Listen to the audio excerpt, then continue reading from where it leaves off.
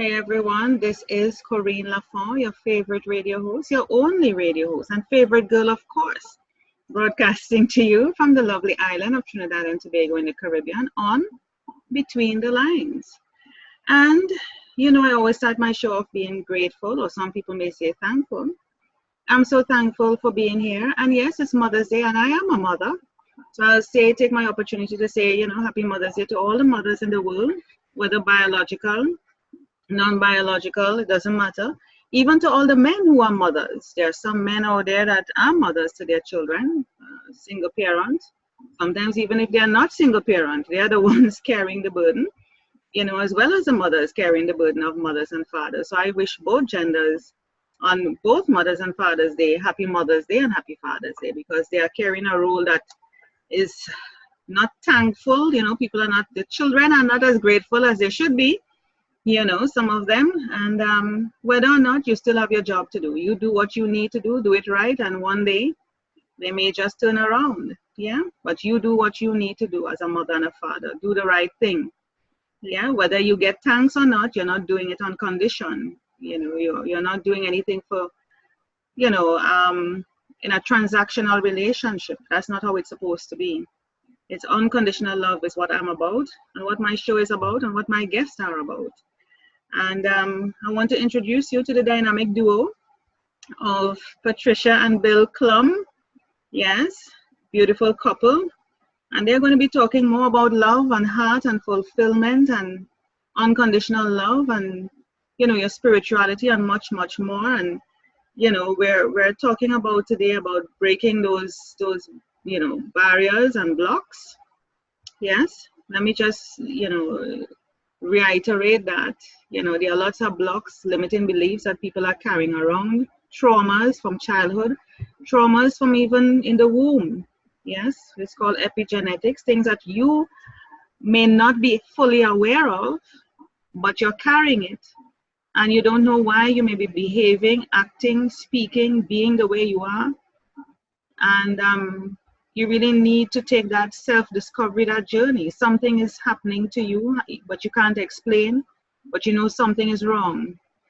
And you don't know what to do. You don't know where to turn, because everybody else has the same kind of trauma, and they're speaking the same crazy language like you.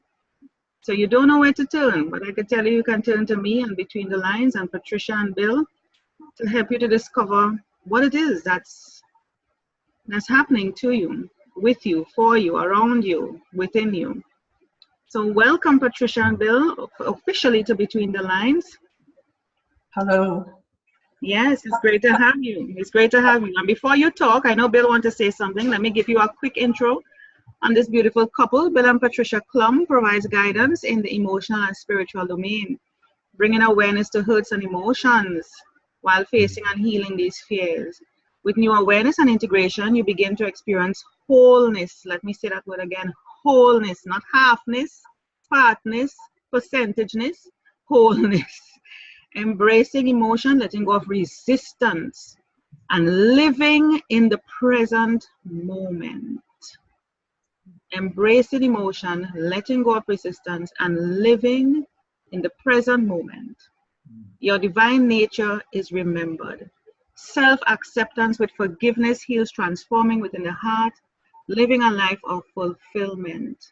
Let me just say before Bill says anything here, there are a couple of things I just want to highlight that we're going to be talking about.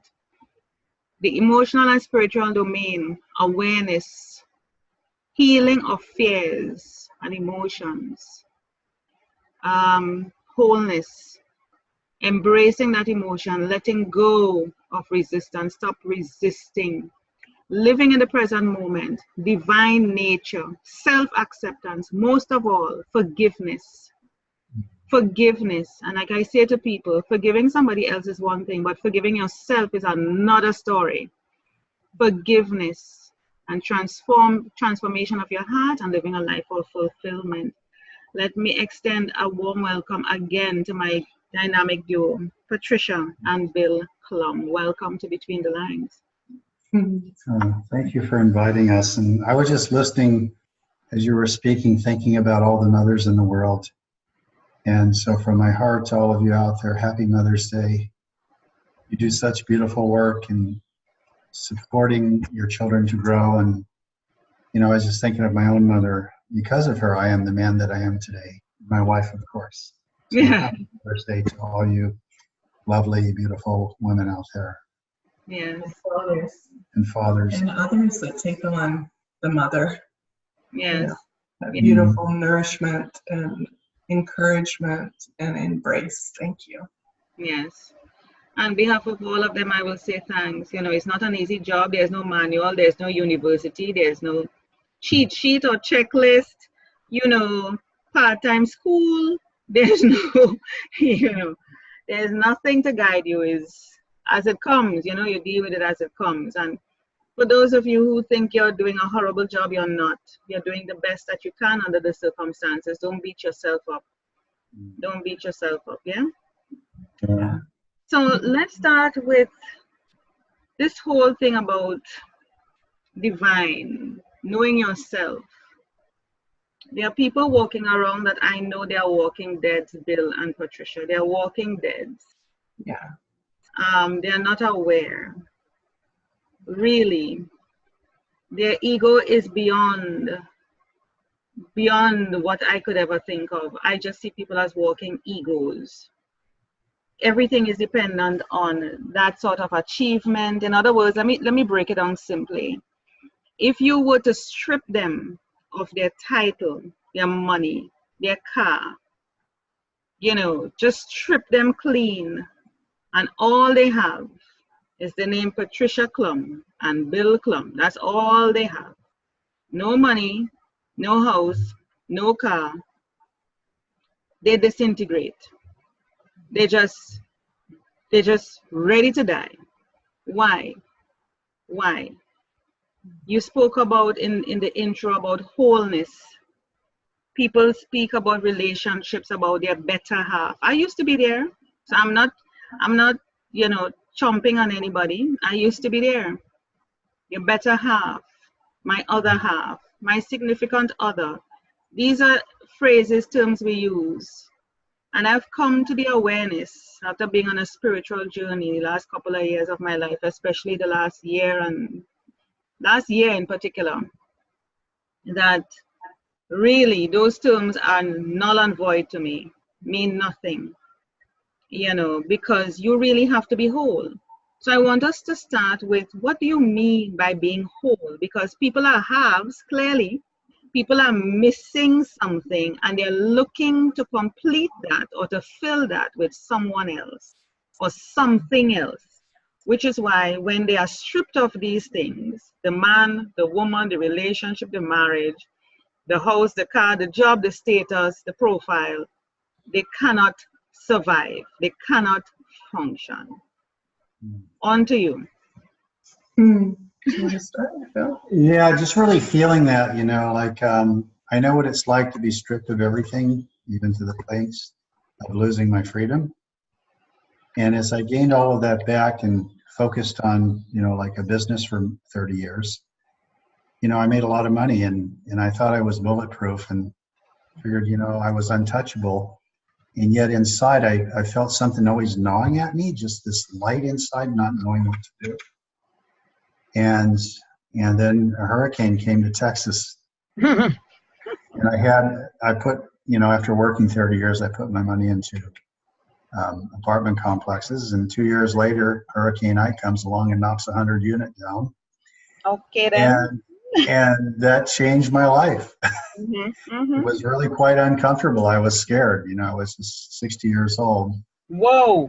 And thought I had completed life. And yet, in the movement of all of that was my inner being calling me to look inside and to look at that which I had been ignoring or maybe not even aware of. I call it unintegrated emotion.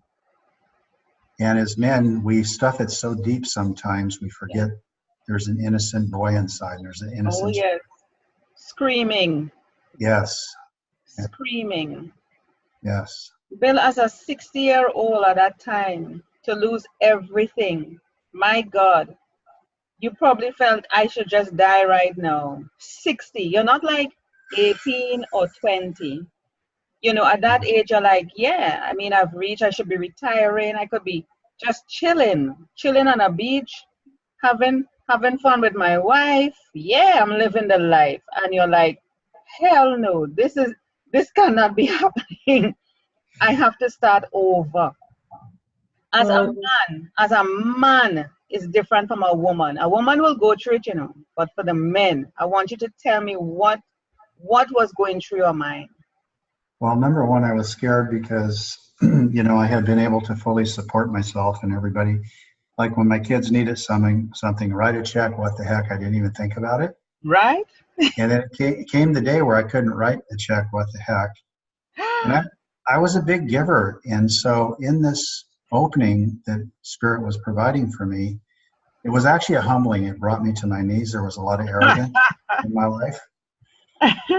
The ego was pretty strong, and God had to crack into it, into my emotional. Wow. How? Tell me. I want you to get into details of that. You said it brought you to your knees and the ego was strong. How did you manage that? And your wife is going to jump in a moment to tell me how she supported you in that. But you tell me how you were brought to your knees and was able to survive that. You're looking so handsome today. I think you're looking better now than you were before. So that ego of being knocked open, and I wouldn't say killed, because you really, although people say kill the ego, it's still there, but I think you could tame the ego and decide who is the master. So you tell me, how did you manage that? Well, you know what? I didn't know how to manage anything at that point. I thought I did quite well. I was disappointed in saying, really, this is the end result of my life with God, and I have to go through this. And there was just that place where my heart, the light, that beingness that has already been here was evolving. My heart was evolving. I had no idea what it actually meant. I knew what love was, but not to the level of what I was being cracked. I mean, a grief that opened in my heart that I didn't actually think I would emotionally or physically survive. Every day was a day of putting one foot in front of the other. Wow. And through that, I used to be so judgmental and critical of people and snap out of it. Why don't you just snap out of it? And I talked to a friend of mine, and that's the very thing that was said to me. You need to snap out of it. I says, don't you think if I could, I would? Yes. But God had me in this deep process of really being with extreme aloneness. And even though I was with Patricia, I still felt it. I knew when I come home, I would have to face that loneliness. And and I could see why people could actually die from it. And I was laying in my counter in my sink and saying, God, I can't take another ounce of this. Wow. And some angel calls me and says, hey, Bill, how are you? I said, well, I normally would say fine, but I am so deep in loneliness, I don't know if I'm going to survive this. She says, oh, that's beautiful. And I'm thinking, what? Beautiful? So she said, who is your guide in life? I said, well, Jesus has always been a guide for me. She said, see him standing 10 feet back from you. And then step into his being and his body with his heart and his eyes, looking at you, seeing what you're doing for the world on that counter by laying there in this loneliness. You're transmuting this for millions of people who don't know what to do. Yes. And so in that moment, the belief that I was separate from God was healed in my life. I believe that's the last step of the ego trying to figure out the blueprint of God, which it never will. No. The blueprint of God only comes through the heart. Yes. The ego doesn't really know love. No, it doesn't. It doesn't know presence. No. And the belief that we're separate has to be healed. It's like a domino effect. And when that heals, it's so powerful. You're really living in your purpose and your passion. And I think life begins right there. It might even have been my first breath in my real life. That's right. I love that. Your first breath. You were just born at that moment. It was a painful birth. And yet I see the beauty of the pain. And I say embrace the pain because it's the medicine that will heal you. Yes, the pain. Yes. That journey is not an easy journey. I'm still going through it. It never ends, Bill and Patricia. Because once you're on this journey of a spiritual awakening, of transmuting, it never ends. It never ends. And let me tell you, You talk about resistance, letting go of it. When you just let the damn thing go, it makes the pain a little bit easier to bear, the challenges, because you're in a place where, look, I have no control. I have no control. Whatever will be, will be. I am just going. This is where I'm being led, and so be it. There is a reason. I am open to the lesson. Humble me to see the lesson, to learn the lesson as quickly as possible. Because the more you resist, is the longer you stay in that black hole, that whatever it is, that torturous chamber. So you really just have to let it go. And it's amazing how things just work itself out. More beautiful than you could ever imagine. Patricia, to you, tell me how you managed Bill at that point. You heard what I said? Manage Bill. I didn't manage him.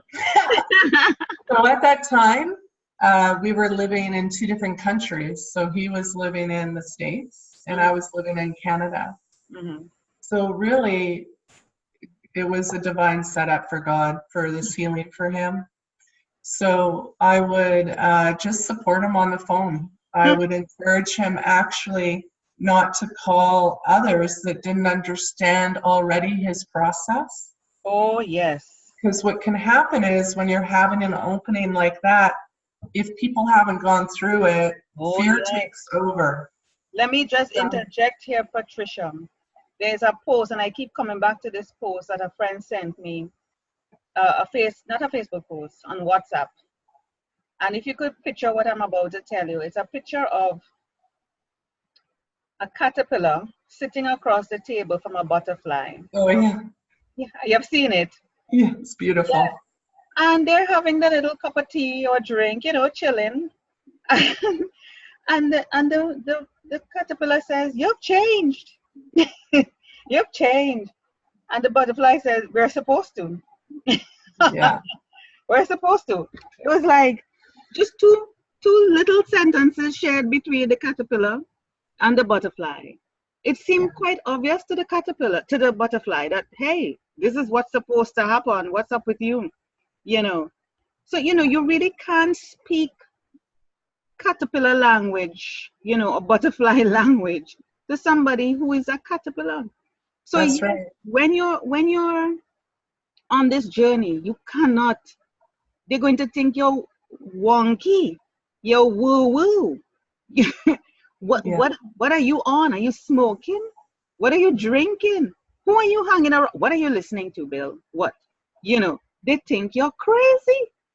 When they are the crazy ones and you are the sane one. So you can't speak caterpillar language. So when I am in conversation with people or I see people, I am very careful the kind of conversation, that you're having. So you're absolutely right. Continue how you manage and helped Bill. Yeah. Well, I just supported him. So I would hear him, I would check on him. We would communicate. I was raising young sons in Canada. So I was there. And at the time we had a mentor that I called, and the mentor called Bill and gave him reality that what he was moving through is an individual process. That you take care of yourself, and both of us in the different countries really prayed. That connection with prayer that is above and beyond anything you've ever learned before. And it comes from your inner being, that direct, show me what I can't see. Yes.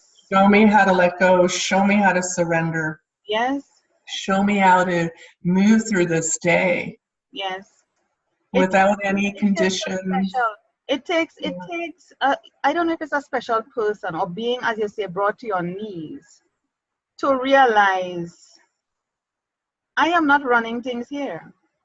I'm not in control. There is something greater than me.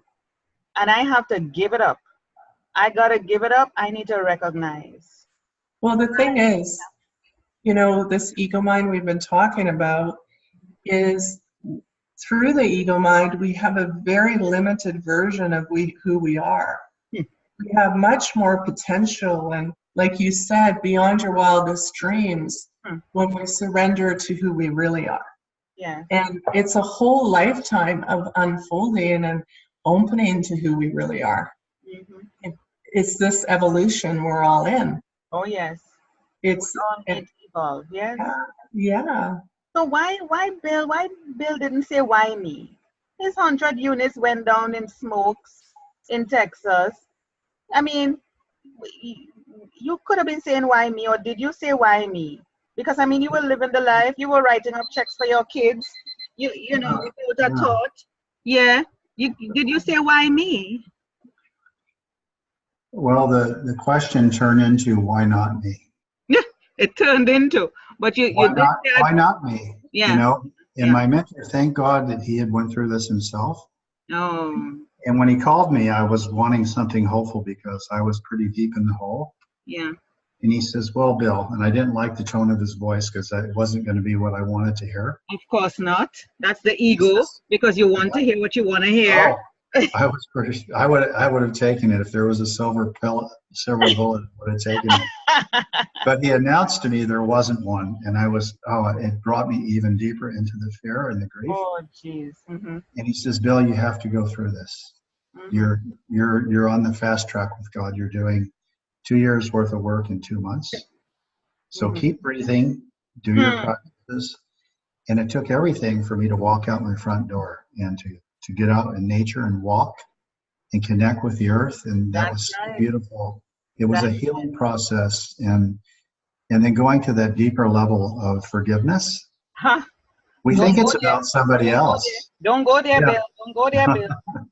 Don't go there. Not today. Today's Sunday. Don't go there. Listen. Okay, I got it.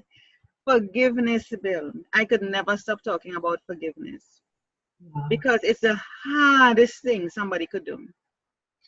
Somebody can do for another being, as well as even more so, especially for yourself, to forgive yourself. And the ego really does a fabulous job. And it's listening to me now. I'm telling you, it's listening to me. It does and this is not a compliment to my ego. My ego is doing a fabulous job. No, it's listening. It's doing a fabulous job of replaying those moments in your life where you may have made a bad decision, choice in the moment, or you feel you could have done something better or more, or you blame yourself. It does a fabulous job of making you feel guilty, shame, and it will replay that thing to make you feel horrible. I put a stop to it immediately.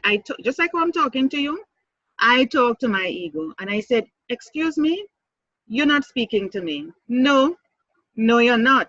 You need to stop because I am not listening to you. You have done this one too many times and this is the end of it. I am not going to feel bad about this. You are not going to make me feel bad. You need to stop. I'm not taking you on. And people, when I tell people this, they think, oh my God, you actually talk to yourself. Yes, I talk to myself. Because I don't think people really understand that they are made up of different aspects of themselves, the me, myself, and I.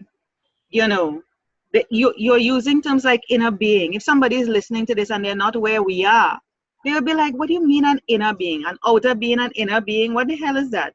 They will not understand that inner child, because you refer to the inner being as an inner child. This is who we really are. This is who we really are, because we're just walking around in a physical body. I just say it's a way of identifying ourselves on this earth. But when we shed and die, that inner being still lives. It's a spirit. It lives. So people need to understand this whole compartmentalization and what is really happening, which is why I think people don't realize that they are walking egos. They are walking deads. They are not aware because they're just doing things without being conscious, Bill and Patricia. I want you to help persons to understand the different aspects of themselves, so that, I don't know if, because if you're not there, it's hard for you, just like we're saying, we can't speak caterpillar language. If you're not there, it's like, it doesn't matter what we say. Does something have to bring you to your knees? I don't want it to be that people are brought to their knees for them to eventually go through what we go through or what we are going through. Why does it have to take that? Well, usually, just as we are as human beings, like you said, we can have a comfortable life. We can be living in our ego and still have a good life. It's just, it's not, we never go into the deep end. So underneath it, when we're alone or in the middle of the night, we can feel like something's missing. In the something missing, at first we feel that it's the person we're lying next to, or maybe the house, or maybe the job, or maybe our body. So we get our body fixed, Yeah. Or maybe it's like we need to do something different with our hair, or maybe we need now to move. Yeah. Or so it's this constant reaching outward towards something that will have us feel better. Yeah. The external. Everything is external. We're looking for something external to satisfy us. And when you fix the hair, you realize it's not that. When you buy a new car, it's not that. Okay, I get more money, it's not that. And you search, but you're not looking at the one place that you should look, inward. And, as human beings right now on the planet, like how we're evolving is when we're uncomfortable, when we experience some kind of pain or crisis, it gets our attention and it cracks that ego. For Bill, it was that financial crisis that was able to crack that arrogance, that ego, so he could really heal what was running his life. Wow. So like you said, when you take away how people identify themselves and life, who are they really? So who are you really? Yeah, who are you really? We only have what we know is we have our first breath here and our last breath. That's all you know. You don't even have that. Yeah. You don't even have that. I say to people, hold on. You don't control crap. You don't even control the breath. How do you think you breathe? Don't think of the biology lesson that you do. You don't even know how the hell you're breathing. Exactly. Exactly. Don't come to tell me air comes into your nose and it goes through your this and that and your lungs and you breathe out oxygen. Whatever. You don't tell me that, because how the hell air gets it into your nose? Yeah. You don't know. Who is breathing us? Yes. You have no idea. So don't come to give me a biology lesson. I know how it works. You have no control over the breath you take, because at any moment it can be snuffed out of you. Exactly. And you can't grab for a straw. You can't grab anybody's hand. You can't do anything to stop it. That is frightening and humbling. Yeah. It is frightening and humbling. A friend of mine, she sent me this post, because she does yoga and things like that, and I had started yoga. My life has shifted a bit, so my yoga classes have shifted, and she sent me this thing, and it took me back to when you have a blackout, when lights go. Yeah. I mean, it is totally black. You're in a room and you start to feel I don't know, you just feel consumed by darkness.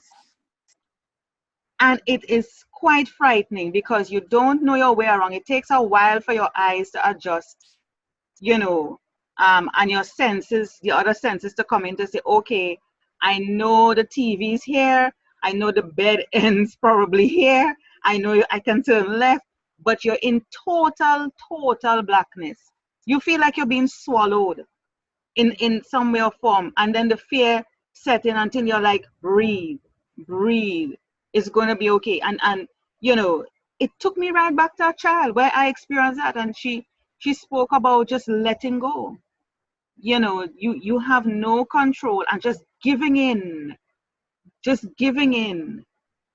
It's a humbling experience to go through, just sitting in the dark blackness You don't know where nothing is. You can't feel, you can't, nothing. It reminds me, what you're saying is reminding me of that, just letting go. There's nothing to define you in that point to say, well, my money is here, my this, and no, nothing. It's like nothingness, just nothingness. It's like somebody just kick you out into space and you're floating. That's just frightening. Oh my God, Patricia. What would you say, to persons who are listening to this and they're not at that point yet? They're living up in the ego. I mean, they have everything going fine and dandy, and they're not thinking something may change. What would you say to them to help them sort of, I want to say prepare, but although you cannot prepare for it, but help them to start opening their mind to the concept, to the idea of that whole awakening experience? What would you say to them? Well, I feel that when I kind of was in that state of being, and it took that lightning bolt strike from God to wake me up. Mm-hmm. No matter who you are, what family, or how good you think it was, we're still in the process of this journey of transmuting, even as far back as our ancestors, because everything is carried forward. Yeah. And so we're not just healing for ourselves. And if you can't feel our brothers and sisters around on the planet and what some of them really go through, you're really not in touch with who you are. And yet we've met people from all spectrums of life, doctors, psychologists, and everybody has that innate feeling inside that gnaws at them. It depends on what you want to do with it. Some people will just tolerate it through life and try to make it to the end, and others will just open and say, wow, I've got this much time in my life. How do I want to spend it? Oh, yeah.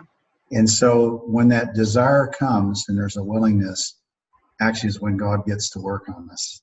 Isn't that beautiful? We're more humble. We're willing to listen now. Isn't that beautiful? It's lovely. It's a tough process, but even I didn't want to miss this point. And all that I felt and open to was a domino effect of the illusion, knowing that I was no longer separate. Mm-hmm. And so in that space, what was birthed in me by going through that was compassion. Yes.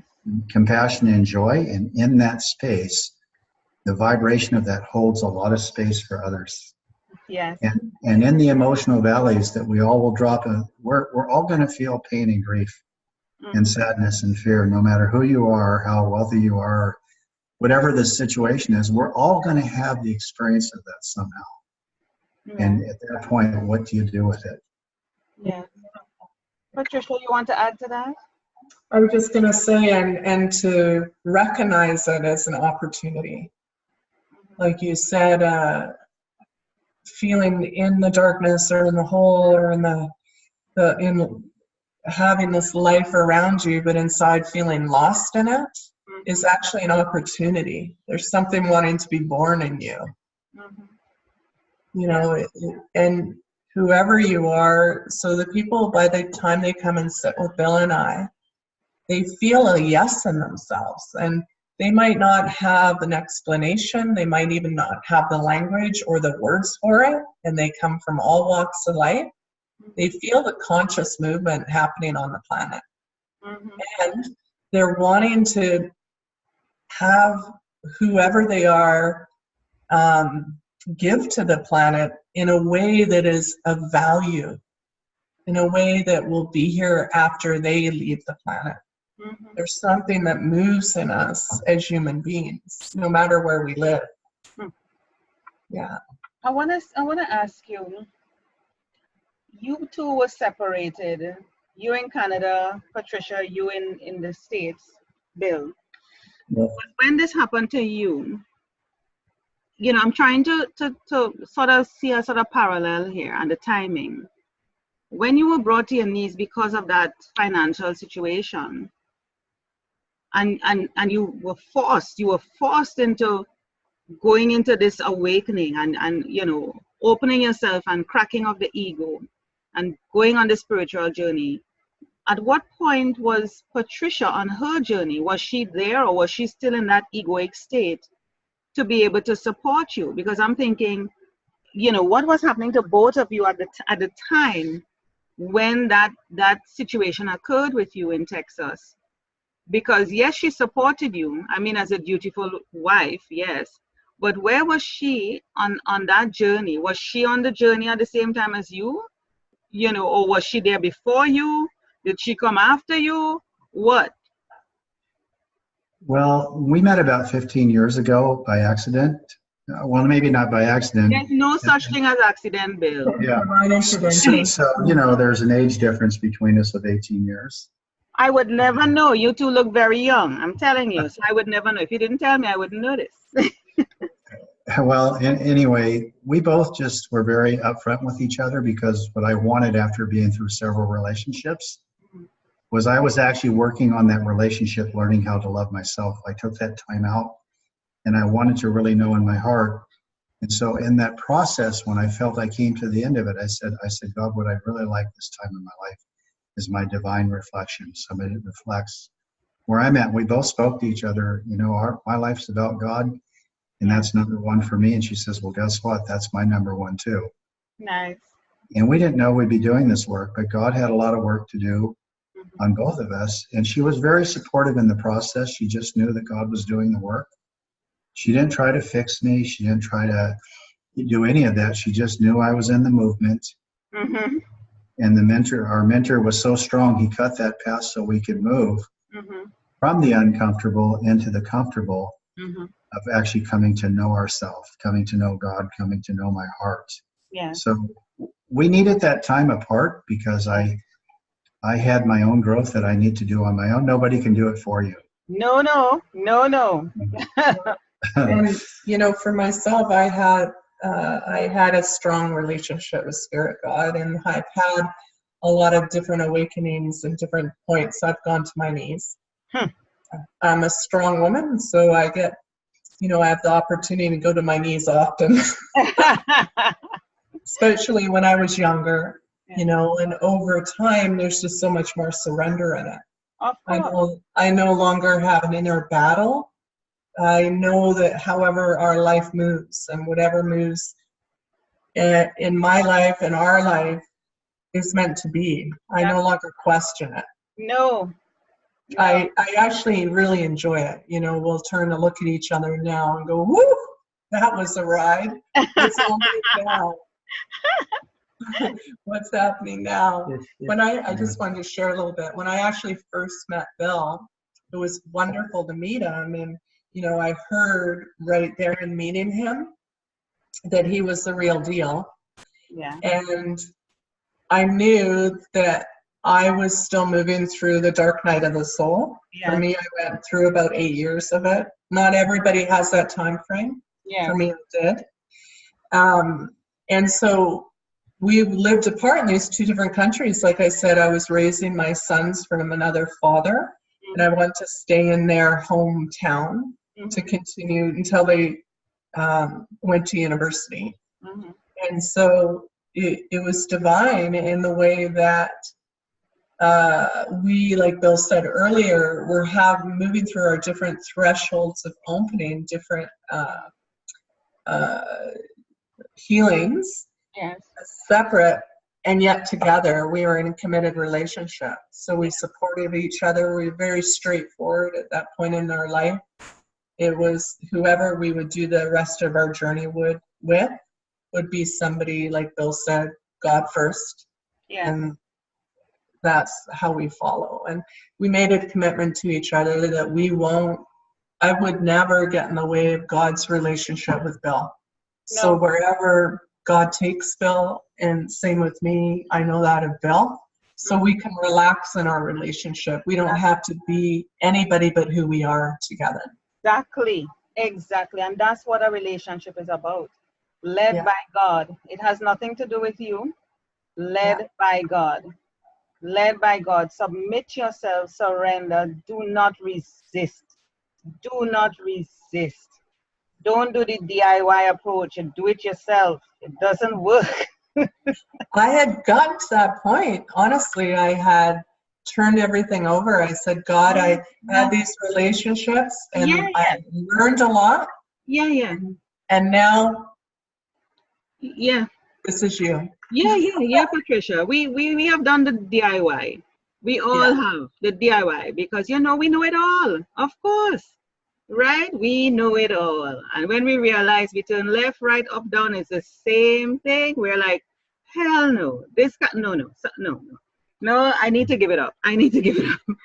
I've done that. And since I have given it up and I just like God, and it's like God is saying to me, Corrine, come off of this. Stop doing that. I told you I have somebody planning and preparing for you. And I know because he keeps telling me, he says, I am working on him. I am working on him. He's coming, and I could feel it in my spirit. He's coming. He's coming. I can feel it. I just shut down everything else, like the whole online dating, talking to. I'm like, I am not looking. I am not interested. I don't want to know. I just delete everything. And I just felt such a weight off my chest, my shoulder, everything. I'm like, I'm free. I just don't want to think about it. I am just so happy just the way I am. Yes. And it's the best decision I ever made. Just let the damn thing go. It was a one thing I was, as a woman, and you're getting older, you try to hold on to these things, but you realize, look, I ain't looking. I ain't finding. I'm not looking. I'm not asking my friends to hook me up. I'm nothing. Just let it go. Yeah. Just let it go. And it always works out better than you could have done with your DIY approach. It makes no sense. Yeah. I had prayed for if I were meant to be with man, I prayed for what that would represent for me. And it was so funny because I didn't mention age or country. Like I let that all go. It was more about their relationship with God and how they were with children and my family and animals, strangers, and if they had their own purpose in their heart and had their own self-care. So it's just funny. So we laugh, we go, oh yeah, we forgot to mention country. That's what happens when you're not as specific. You need to be specific. You see, and what happened? You didn't ask specifically for that and say, well, I'm in Canada, Lord, so he needs to be in Canada. So well, that was an act of God because I've surfed all my life. I never go north. I always go south. And going north, getting used to cold and rain and clouds. Yes. Yeah, but it's been, my life, even though that loss occurred, the wealth, the abundance, the joy, the compassion, the love that has grown in my life, the value of that. How could I really put a value? No, you can't. Because it's infinite. It's the infinite expression of my life. And Patricia and I, we didn't come to the basis in our relationship on the basis of need. No. Negotiation of a relationship. Well, that's where the wholeness comes from, because you were both whole. Yeah. So you didn't need her to complete you and vice versa. Yes. And you were working, and the good thing about it is that you were apart. It was meant to be like that, so that you are working on yourself. She's working on herself. So by the time you do come together, I mean, you two are good to go. It's awesome. It's awesome. It's awesome. My goodness, you're such a inspiration for me here at this moment. I'm telling you, it's such a pleasure to talk with you. I want to hop across to your website. Let me see here now. Tell it to me. Tell me the URL. It's evolutionoftheheart.com. 1 second here. Let me see if I can. No space. Evolution of the heart.com. I hope I can spell. Hold on. It's a long word. That's all right. That's okay. Evolution of the heart. My computer is deciding to move a little bit slow today. That's all right. We're not resisting. So it's taking a while to come up. Just give me a second here. No problem. Yeah. All right, here we go. Let me share the page. Where is the share? I think I have too many things on my computer and I need to probably remove a lot of stuff. All right, are you seeing that? Not quite yet. We say that your screen's saving, but I don't. Oh, here we go. Yep. Yeah, there you are. Right. So evolution of the heart, beautiful. And I think you have some things you want to share on this side. What would you want to share with us on your website? Yeah, so if anyone's listening to this and they're curious, we invite them. We've got lots of media, so different interviews, including you, to listen to. And then also we have a 20-minute session. They can just book on, and they'll meet us on Zoom. Okay. It's on the front page. Oh, it's on the front page here? Yeah, so if you just scan down a bit, there's a little video, and there you go. With the roses. Yeah. Yeah. Nice. Okay. Yeah. Explore all the offerings, so they can also check out this button here. Yeah, and we work with people. We have retreats. They're kind of global retreats, and then we do sessions to support people. Okay. And they can sign up for the newsletter also, and they receive 2 free meditations. Nice. It kind of keeps them involved in everything going on. We write blogs and, all about what you're speaking of, evolving from the ego to wholeness. So, the longest journey from mind to heart. Nice. Nice. I want to see how long this video is. Just give me a second. I hope it plays. Let me see here now. Like I tell you, my computer is moving a bit, so let's see. How long is this video? And I think it's a 2-minute, yeah. All right, let's have a look.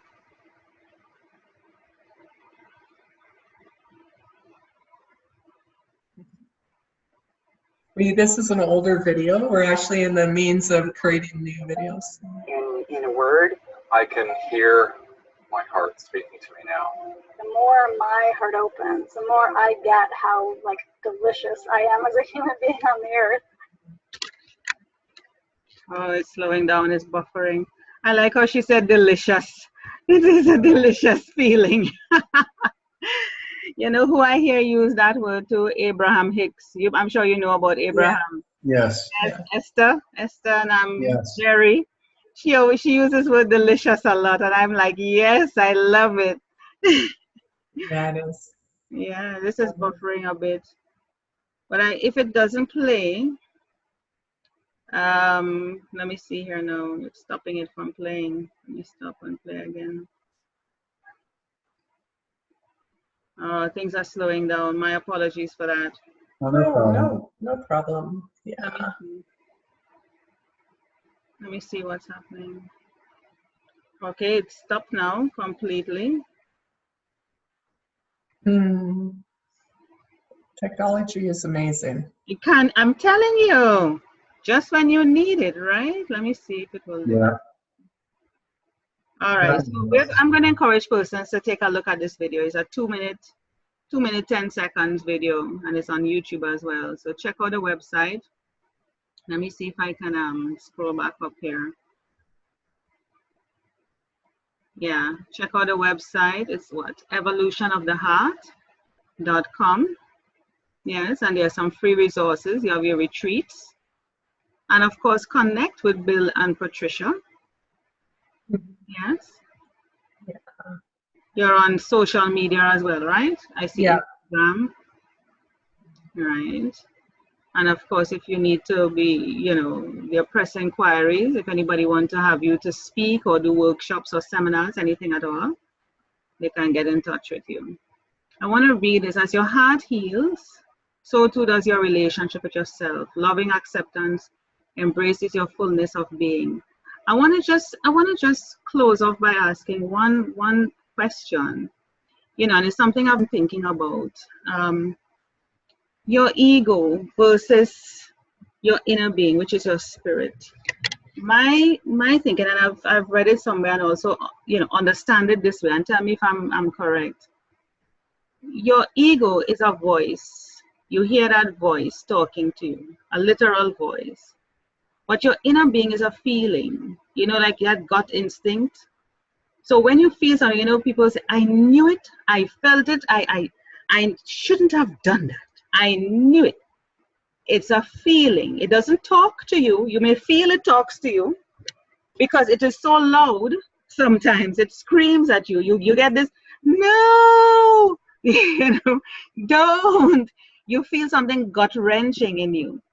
But when it's the ego, you hear that logical sort of conversation going on.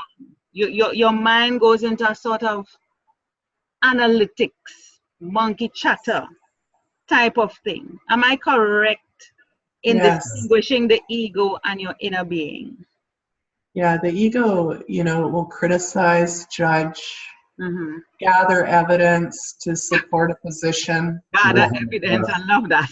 It lives in the past, and really pushes love away because it has to be right. Yeah. It has to win. All that kind of language. So calls names, you know, if you do something and then the criticism comes in, that's the ego mind. Damn. And your inner being. And your inner being, some people hear, some people feel. It starts as a feeling.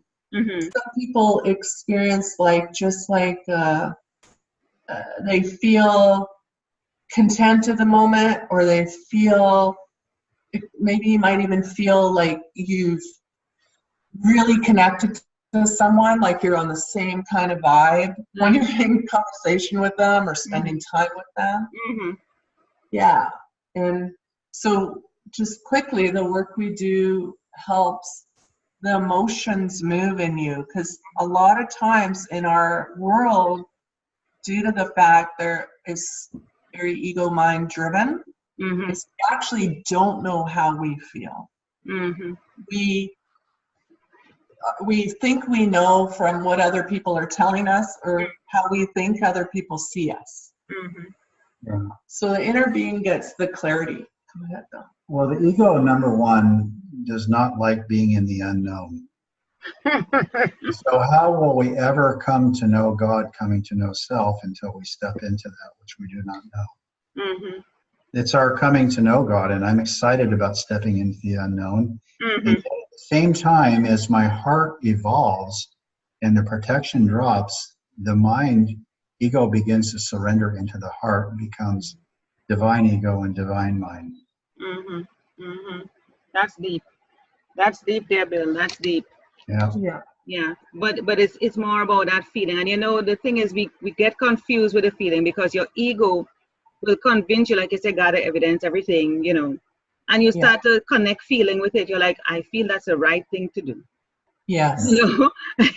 Yeah, that makes sense. Yes. And then your emotions start becoming attached to what the ego is telling you, as opposed to that gut-wrenching, soft thing that happens. You just feel it. Your body is like a struggle between the feeling and your mind. The feeling and your mind. And the both of them is at war. Is a battle. And you're like, oh my God, stop it. What am I going to do? I'm confused. But if you just step away, back away, let it go, try not to think about it, because that's where the ego resides, and just say, you know, I'm going to bed. I don't have to think about this right now. I don't have to. You would find that in that silent moment, in that time when you're not, suddenly everything just makes sense of what you should do. Yeah. Amazing. I love the silence. Yeah. People are afraid of silence. And you know what I say, Bill and Patricia? It's because all their demons come out in the silence. Well, absolutely. The pain comes out. Yes. We don't recognize it as an opportunity. The pain is only speaking out to us, so we can shift and really get to know who we are. They are afraid of silence. So they turn on the radio, the TV, they have noise going on. They're on the computer all day, just noise, because they don't want to hear those voices. You It's know, distraction. yes, it's a distraction. They don't want to deal with it. They don't want to. So they run. They're even afraid to sleep because just falling asleep is like torture. My goodness, I feel so sorry for these people. I pray for them, you know. Yeah. I pray for them. That's all I could do. I can only pray for them and give them love. Just love. More and more love. More. Because I don't, you know, the thing is, I don't know anything else, Patricia and Bill. I don't know anything else. I Well, just know love, you know? well, love is it though. Yeah. When we can really tap in and give the love, it doesn't have conditions. No, Love even moves somebody mountains. who do me something, I just can't. I'm like, I just Yeah. am not in the position to hate you. I'm not in a position to be upset with you. I'm like, I understand. No Yeah. big, yeah. And people will watch me and say, what? I would have already done this. No. I'm like, I understand. It's okay. I'm just not in the place that you are at. And I'm not going there with you. Yeah. Yeah. It's a beautiful experience. I wish if everybody would be on this journey, but we can't force people to go where they're not ready to go. Just like Star Trek says, to go where no man has gone before. Well, and also, if we, once we have a little opening, we might get excited. Mm-hmm. I want to share it with everyone. Mm-hmm. Yeah. Yeah, it's also being mindful, that whole conversation earlier about the butterfly and the caterpillar.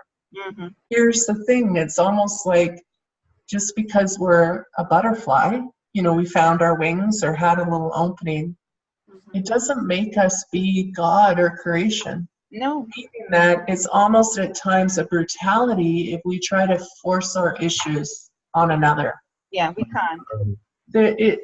If people really feel it in us, so in the language Bill and I say, we say, not just us, whoever opens their heart becomes the invitation. Mm-hmm. So Ed, like you said, all I can do is love and pray. That's amazing. You are the invitation. Yeah. So when people are with you, they'll ask questions. They'll naturally be curious. Their heart will be stirred. They do, it's amazing. They do. They're like, you're so different. Your energy, they see my light. They actually see the light. They see your aura. They feel your energy. They're like, wow. And they always want to be around you. They just, yeah. And then, so one thing that we speak to with people we work with is about the self-care. Yes. So you, as an individual, you've done the work, you have a lot of light, people come to you, you become the invitation, and there's a place, a movement where you realize that the self-care of self, that silence you're speaking to, and other ways to self-care is super important, so that you don't carry someone else's backpack.